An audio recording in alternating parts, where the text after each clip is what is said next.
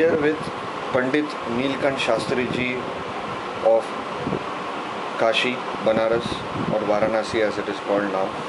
And Pandit ji thank you so much, आपने समय दिया ये छोटा सा इंटरव्यू के लिए। इंटरव्यू में हम जानना काफ़ी क्वेश्चंस है ज्योतिष में। पहले आपका अगर थोड़ा आपके बारे में बता सकते हो, आपका उम्र कितने साल से ज्योतिष कर रहे हैं? मेरा इस समय उम्र, मैं 1930 13 अप्रैल का हमारा जन्म है। अच्छा। तो 83 साल अभी चालू हो गया है, 83 इयर्स चल रहा है। अच्छा। हम 54 से ज्योतिष शुरू किए हैं। 1954? हाँ, तब से आज तक चल रहा है।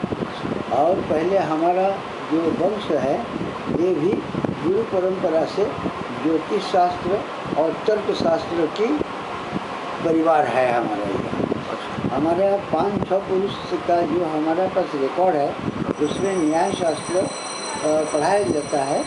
तो उनके नाम है मदन मोहन तर्कालंकार। उनका लिखा हुआ किताब ये तर्क शास्त्र में विद्यार्थियों को पढ़ाया जाता है। उसी वंश के हम हैं। और हमारा दादाजी पिताजी सब ज्योतिषी करते थे। उसी से हम लोगों को ये रुचि आया कि ज्योतिषी हम चले आए ज्योतिषी में। बाकी भाई लोग और चाचा लोग, चचेरे भाई लोग वो सब चले गए। कोई डॉक्टर हैं, कोई मिलिट्री ऑफिसर हैं, कोई इनकम टैक्स ऑफिसर हैं। इस तरह से वो लोग चले गए, हम चले आए इसमें। उसका एकमात्र कारण था कि मेरा पिताजी का इच्छा था कि हमारा वंश परंपरा ज्योतिष का घराना है, तो इस घर में कोई एक लड़का ऐसा हो जो कि संस्कृत से और ज्योतिष से जिसको लगाव है, वो ज्योतिष को या संस्कृत को और पुरानी पद्धति को पसंद करता है। ऐसा ही लड़का चाहिए जिससे ये हम लोग संस्कृत पढ़ाएं। उस समय हमारा 14 साल उम्र था।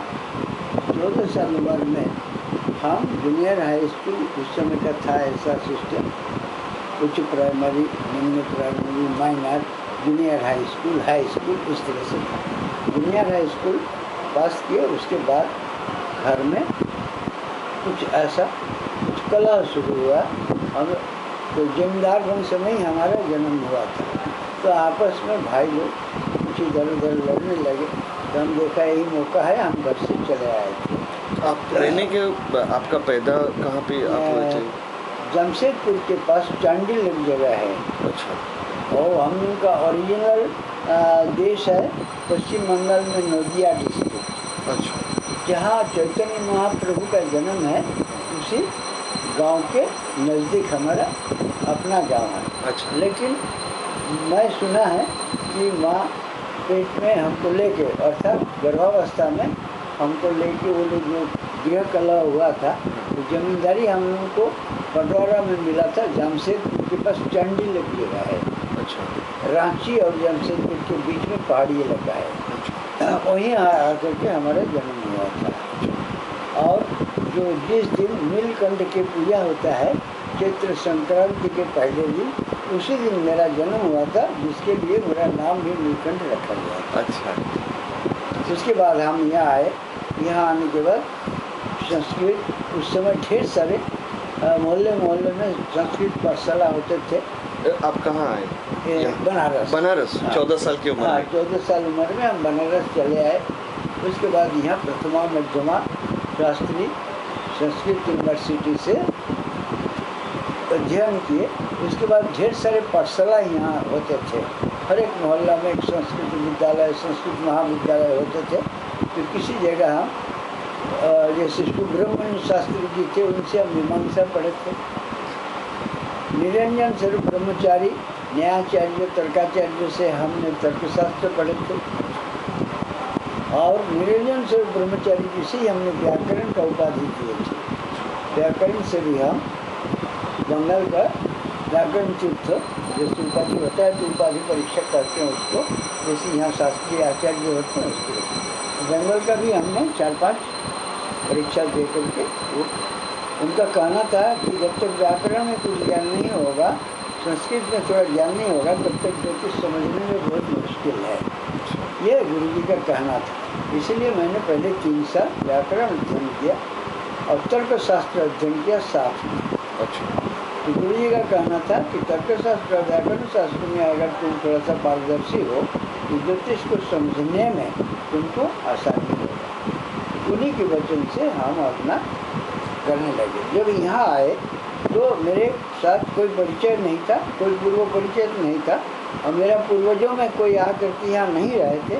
हम अकेले लड़के यहाँ आए थे। तो आपको डर नहीं लगा 14 साल के उम्र? कोई डर नहीं लगा था। तो हमसे पूछा, हमारा गुरु जी भी पूछे कि तुमको डर नहीं लगा? मैंने उनको यही जवाब दिए थे कि खाने के लिए डर होता है, रहने के लिए डर होता है। तो हमारा माँ एक दिन कहते कहते कह रहे थे, हम कहा कि तुम नहीं रहोगे तो हमको कौन खिलाएगा। कुछ ऐसा वातावरण में माता जी ने कहा था कि जब तुम हमारा पेट में था तो न हम खिलाए न तुम्हारे पिताजी खिलाए। इस समय कोई खिला के तुमको जिलाया तो उसका तुम ध्यान रखना। उसको तुम नहीं भूलोगे तो कभी खाने की तुम्हारा कमी नहीं होगी। तो हमको तो हम बच्चे थे उस समय उतना समझ में नहीं आया। थोड़ा जब बड़ा हुए तब हमको समझ में आया कि वो भगवान को इशारा किए थे कि जो परमेश्वर है, पेट में जब बच्चा होता है छोटा सा कीट से लेकर के बड़ा तक करने के लिए कोई प्रक्रिया, कोई मशीन, कोई यंत्र वहाँ नहीं बैठा था। तो ऑटोमेटिक सिस्टम से ही सब होता था। तो माँ बहुत श्रद्धालु थी और उनका कहना हम आज तक भी मान के चलते हैं। कहते हैं कि ब्राह्मण हो, तुम जब इस लाइन में गए हो तो ब्राह्मण का सबसे बड़ा धर्म है कि तुम संतुष्ट रहो। असंतुष्ट द्विजा नष्टा, ये माँ का कहना था। ब्राह्मण अगर असंतुष्ट हो गया तो वो उसका ब्राह्मणत्व नष्ट हो गया। ब्राह्मण शब्द का हमारा माँ का अर्थ दूसरा ढंग का था, जातिगत नहीं था कि ब्राह्मण क्षत्रिय वैश्य शूद्र इस सब में वो नहीं लेती थी। उनका व्याख्या दूसरा था। वो कहते थे ब्राह्मण मतलब थोड़ा उच्च कोटि का भावना, उच्च कोटि का चिंतन, दूसरे का भला सोचना, ये ब्राह्मण का गुण जो भगवान कृष्ण ने बोल के बताया वो ब्राह्मण कुल में जन्म लेने से ही होता है ऐसा नहीं है। ब्राह्मण का लड़का भी शराबी होता है, चोर होता है, गुंडा होता है, बदमाश होता है। इसीलिए ब्राह्मण वंश में जन्म लिए इसलिए तुम ब्राह्मण नहीं हो। तुम इसको ध्यान रखना कि इस गुण को तुम भ्रष्ट ना होना। तो वो हमारा हम सुनो 11-12 साल उम्र में माता जी का ये उपदेश मुझे था। जब हम अकेले यहाँ चले आए तो पिता माता भाई बहन कोई नहीं था, अकेले चले आए यहाँ आकर के। उस समय जो छोटे छोटे संस्कृत पाठशाला रहते थे वहाँ लोगों को, विद्यार्थी को, लोगों को रहने की भी जगह देते थे। तो उसी समय एक आश्रम से हमारा परिचय हुआ जो बाद में हमारे दीक्षा गुरु हुए, वो दंडी स्वामी आश्रम। दंडी स्वामी आश्रम 6 महीने के बाद उनसे परिचय हुआ तो हम आश्रम में आ गए, उनसे दीक्षा लिए और साधना भी शुरू किया साथ साथ। सबसे सर्वप्रथम साधना हमारा दुर्गा जी का ही रहा। उनका कहना था कि दुर्गा जी कलियुग में दुर्गा जी का साधना, काली जी का साधना से अर्थात देवी का साधना से शक्ति वृद्धि होता है और ज्ञान वृद्धि होता है और स्मृति वृद्धि होता है, मेधा वृद्धि होता है। तो ज्योतिष अगर पढ़ना चाहोगे तो मेधा भी चाहिए, शक्ति भी चाहिए, आत्मविश्वास सबसे पहले चाहिए। तो आत्मविश्वास के लिए बिना साधना का आत्मविश्वास केवल लेक्चरबाजी से नहीं आ पाता है। तो ये हमारा जीवन वहीं से शुरू हुआ। व्याकरण, तर्कशास्त्र और मीमांसा शास्त्र अध्ययन करने के बाद ज्योतिष शास्त्र में प्रवेश हुआ। ज्योतिष शास्त्र में 3-4 गुरु पहले मुझे मिला जो संस्कृत यूनिवर्सिटी में कॉलेज में पढ़ाने वाले गुरु। हम ज्योतिष पढ़ने शुरू की, प्रथमा मध्यमा क्लास के पास किए। हमारा ध्येय था, हमको 1 साल नौकरी भी मिला था। उसी समय हमारे पिताजी का देहांत हुआ तो पूरा परिवार का जिम्मेदारी हम पर आ गया। तो हम सोचे इस समय क्या करें। वाइस चांसलर थे मंगलदेव शास्त्री, महाराष्ट्रियन थे, दक्षिण भारतीय थे। तो उन्होंने हमारा दुख को देख करके 1 साल के लिए वो हमको नौकरी भी दी। तो तुम्हारा ध्येय क्या है? कि ध्येय हमारा नौकरी नहीं है, हम बैठ के समाज में बैठेंगे और पेशादार ज्योतिष बनेंगे, जिससे उसी पेशा से हमारा जीविका चले, ऐसा हमें करना है।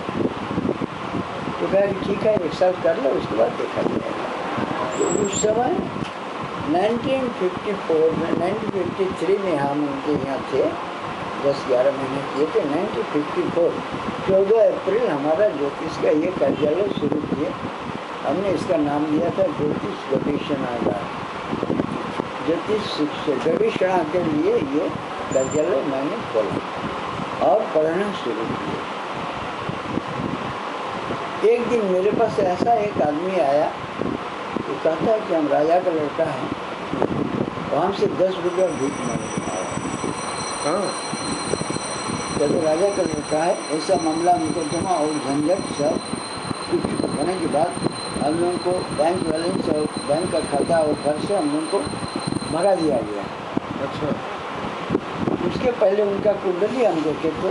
हाँ, कुंडली में उनका मीन लग्न था।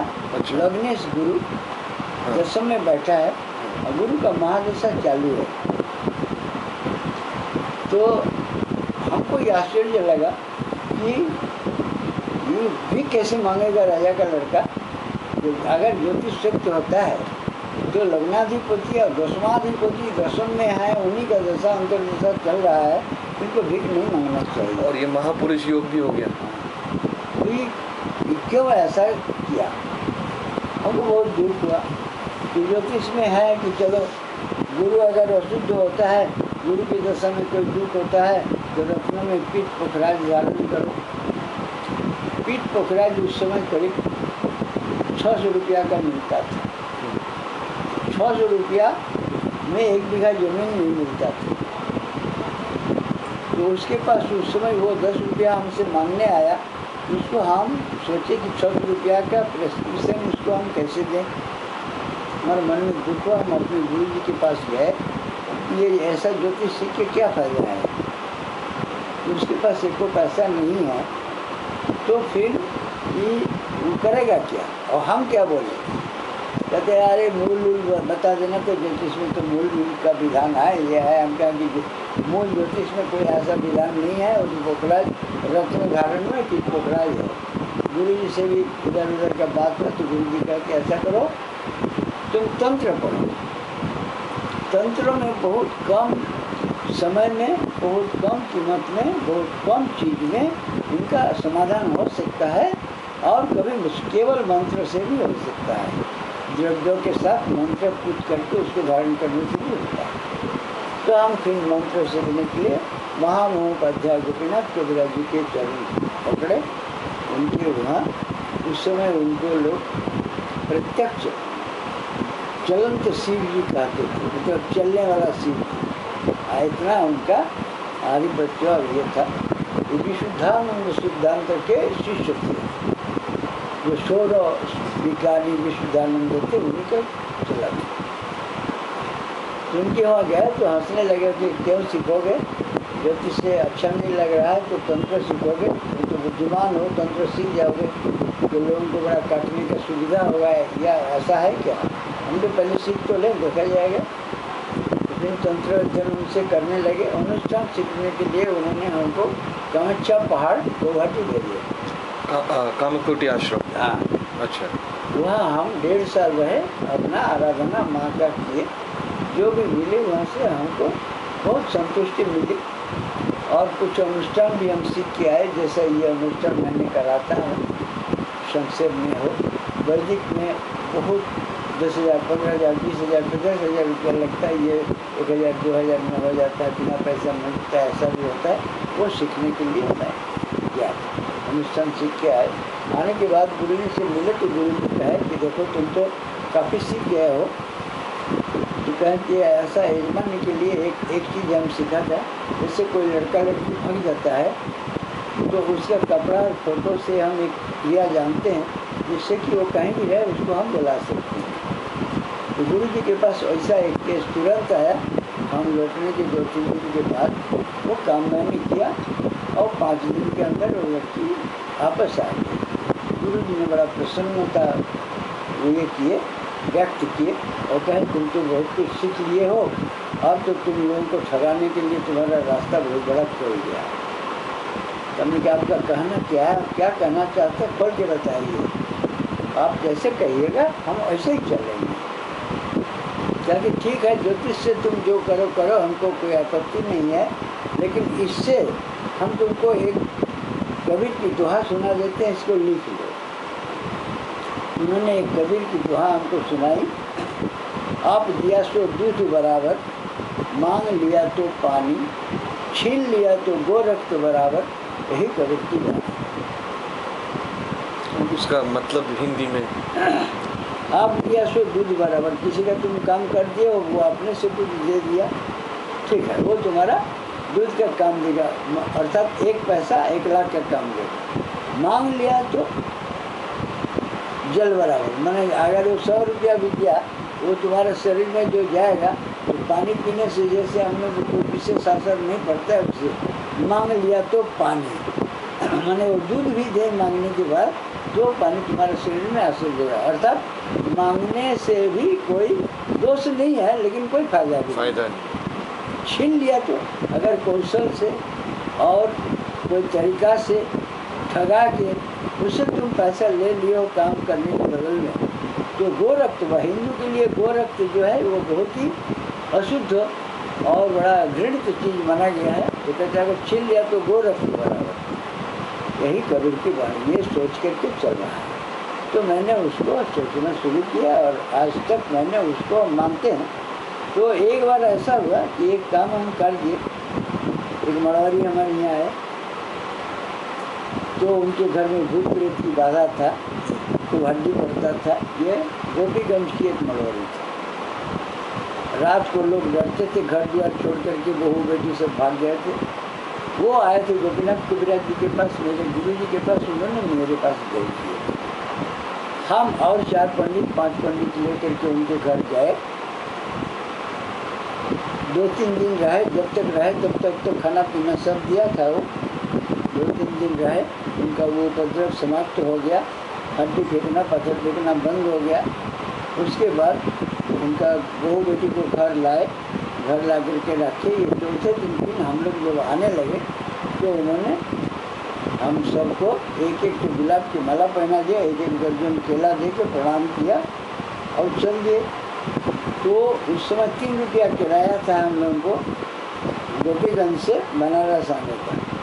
हम 5 पंडित, 15 रुपया मेरे पास था नहीं, लेकिन उन्होंने दिया भी नहीं और हम मांगते नहीं। तो एक पंडित जी हमारा जो साथ में थे, वो कहें कि गुरु जी मेरे पास 20 रुपया है। अच्छा, तो उसका पैसा उधार लेके हम लोग किराया लेके आए और सीधा घर में आके हम गुरु जी के पास गए, क्योंकि ऐसा ऐसा हाल है। हम तो खा लिए, 1 दर्जन केला में हमारा परिवार और हमारा 4 का स्टाफ है, क्या खाएगा।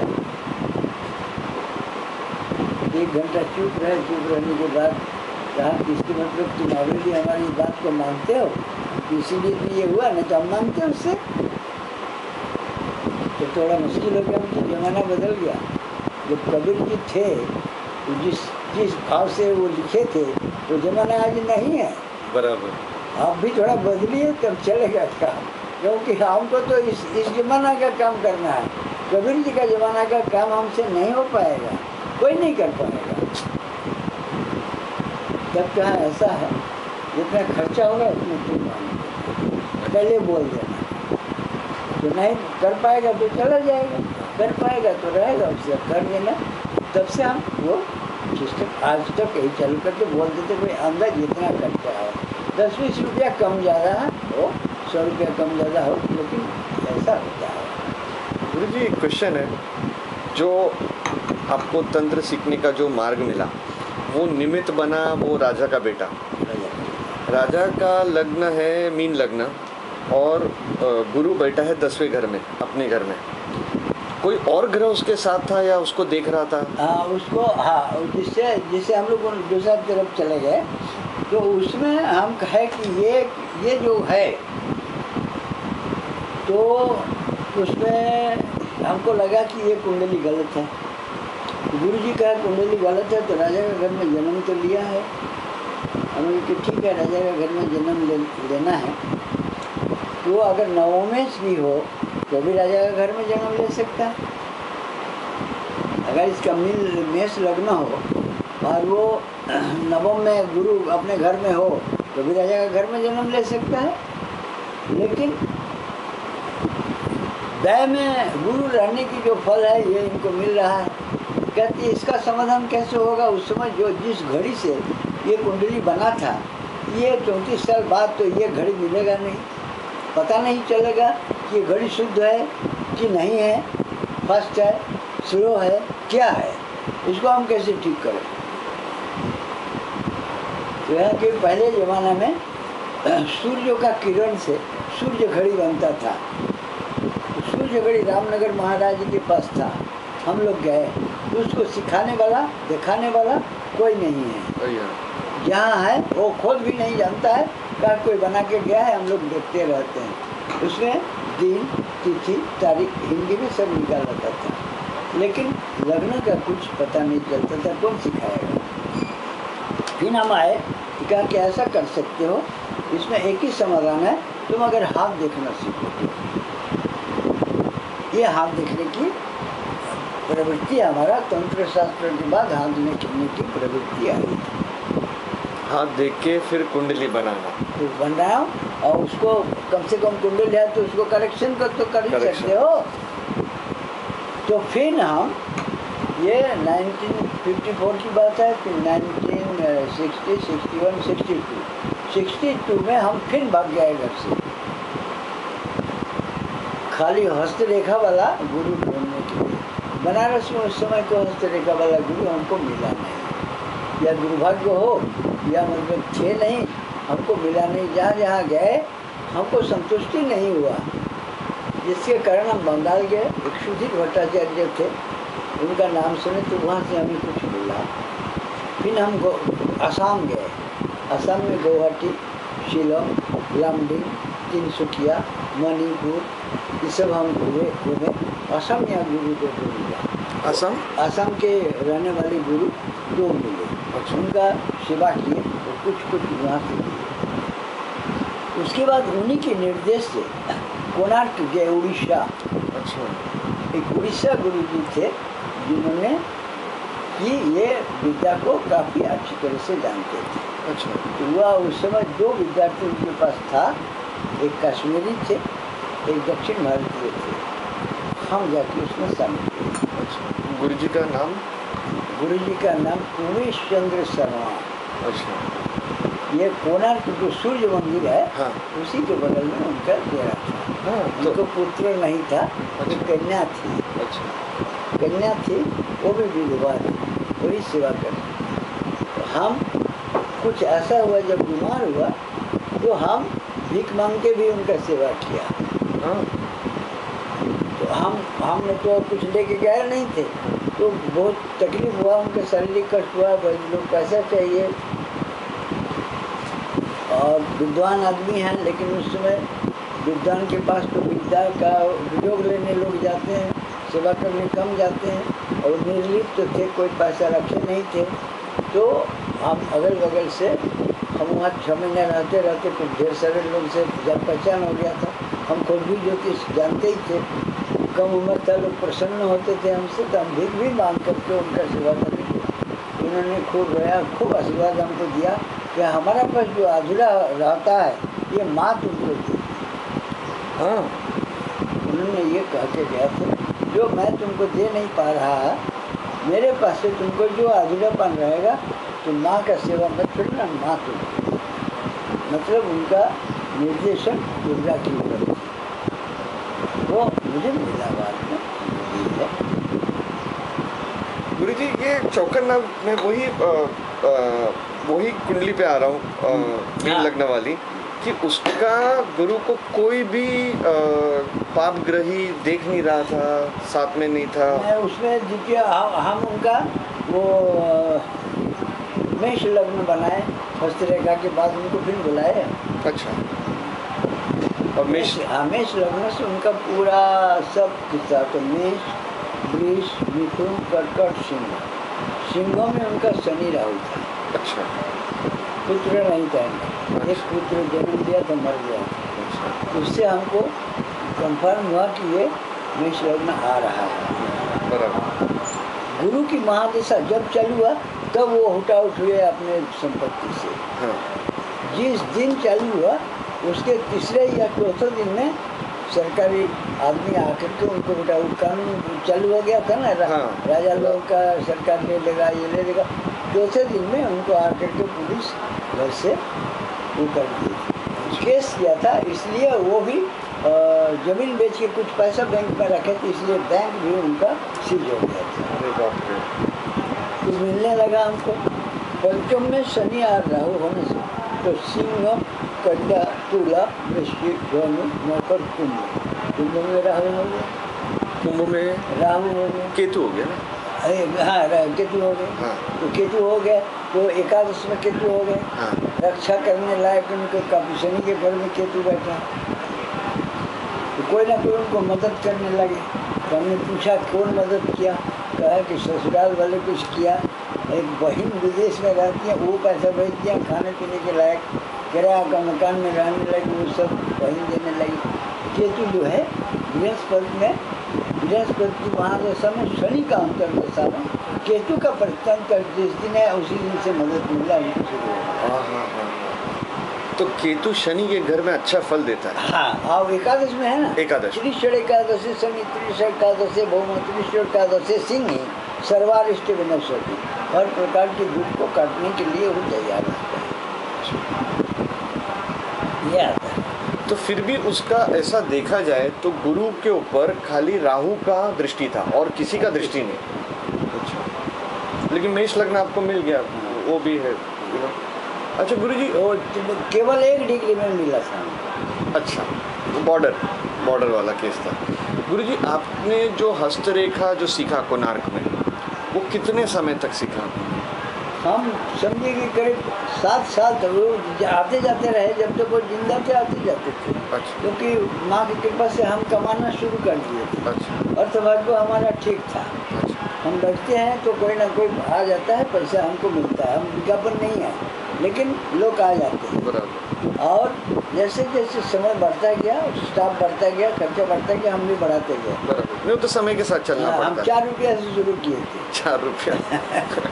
तो फिर 10 रुपया हुआ, 20 रुपया हुआ, 25 हुआ, 50 हुआ, 100 हुआ, 200 हुआ, 500 हुआ, 1000 हुआ। जैसे जैसे खर्चा बढ़ता गया ऐसा है। हमारा एक सिस्टम था, हमारा कमाई का हम 6% दान करते हैं। अच्छा। पहले ही से। अच्छा। 4 रुपया लेते थे तब से। अच्छा। वो भी हमारा माँ का निर्देश था। अच्छा। गरीबों का वस्त्र बांटना, खाना बांटना, बच्चों का शिक्षा देना, क्योंकि हम बहुत कष्ट से विद्यार्जन किए थे। आश्रम में रहना, पैदल यूनिवर्सिटी जाना, पैदल रहना, अपना हाथ से खाना बना के खाना, बर्तन मलना करके तब पढ़ाई करो। ये वो उससे हमें थोड़ा कमजोरी है।